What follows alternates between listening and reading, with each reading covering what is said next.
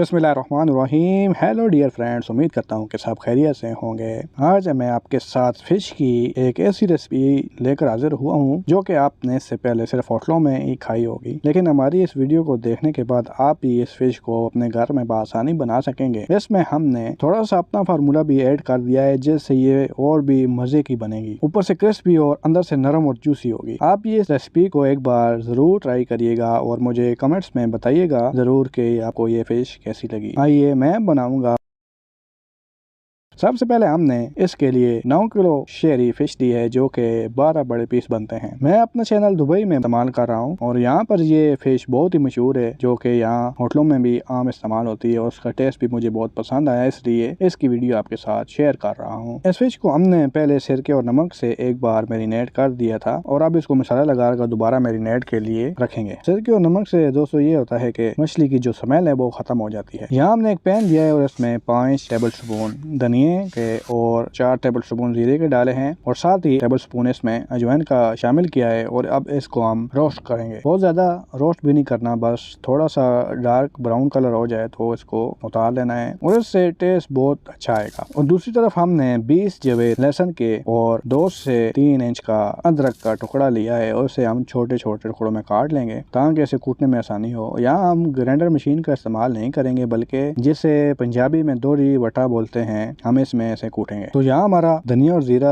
बेहतरीन तरीके से रोस्ट हो चुका है और अब हम इसको पाउडर बना लेंगे। बहुत ज्यादा फाइन पाउडर नहीं करना हमने इसका, बस दरदड़ा सा इसको पीस लेना है। दूसरी जानिब हम आते हैं अपने मैरिनेशन की तरफ। यहाँ इसे हम एक बाउल में ट्रांसफर करेंगे। यहाँ हमारे पास 4 लीमून का रस है जो हम इसमें ऐड करेंगे और साथ ही हमारे पास 3 ऑरेंज का रस भी है, जिससे फिश का टेस्ट बहुत बेहतरीन आने वाला है। 2 टेबल स्पून हमने सोया सॉस इसमें डाला है और साथ ही इसके हम 2 टेबल स्पून बारीक के सिरके के भी शामिल कर देंगे।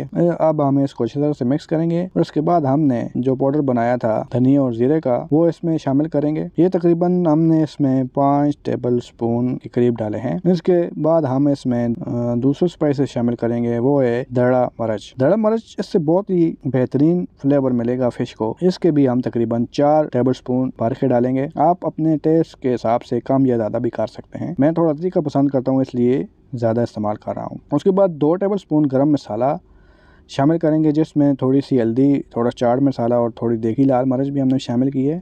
इसके बाद हम इसके अंदर 2 पैकेट मछली मसाला के भी डाल देंगे और इसको अच्छी तरह से मिक्स कर देंगे। यहाँ नमक 2 से 2.5 टेबल स्पून डाले हैं।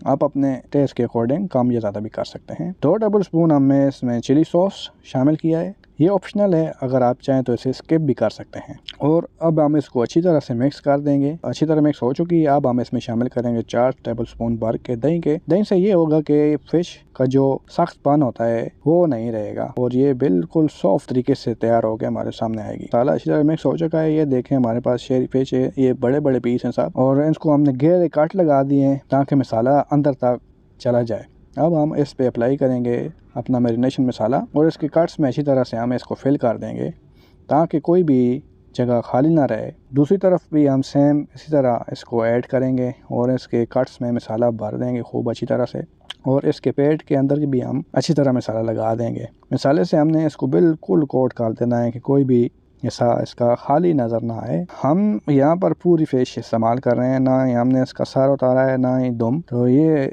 देखने में भी कमाल की लग रही है। देखें मसाला हमारा अच्छी तरह से फ़िश को लग चुका है और अब हम इसको मैरिनेशन के लिए रख देंगे फ्रिज में। आप चाहें तो 4 घंटे रेस्ट दे सकते हैं, लेकिन हम इसको ओवरनाइट के लिए छोड़ देंगे और फिर इसको फ्राई करेंगे। इसके लिए हमने तेल चढ़ा दिया चूल्हे पे और अब हम इसके अंदर फिश शामिल करेंगे। ये बड़ी फिश है इसलिए हम इसके अंदर 3 ही डाल रहे हैं और बाकी इंशाल्लाह आस्ता आस्ता हम इसको फ्राई करेंगे 3 पीस करके। अब हमने 10 मिनट के बाद इसकी साइड को चेंज करना है, मीडियम टू लो है, और इसको हमने इसी फ्लेम पे अच्छी तरह पकाना है। अगर फ्लेम तेज़ होगा तो फिश ऊपर से जल जाएगी लेकिन अंदर से वो क्रिस्पी नहीं बनेगी। और इस तरह से पकाने का एक और फ़ायदा भी है कि इससे जो मच्छी के कांटे हैं वो भी अच्छी तरह पक जाते हैं। अब हम इनकी साइड को चेंज कर रहे हैं और मज़ीद हम इसको 10 मिनट देंगे। उसके बाद हम इसको निकाल लेंगे और हमारी मज़ेदार सी फ़िश तैयार हो गई है और माशाल्लाह से बहुत ही मज़े की बनी है। आप एक बार ज़रूर ट्राई कीजिएगा और दुआ में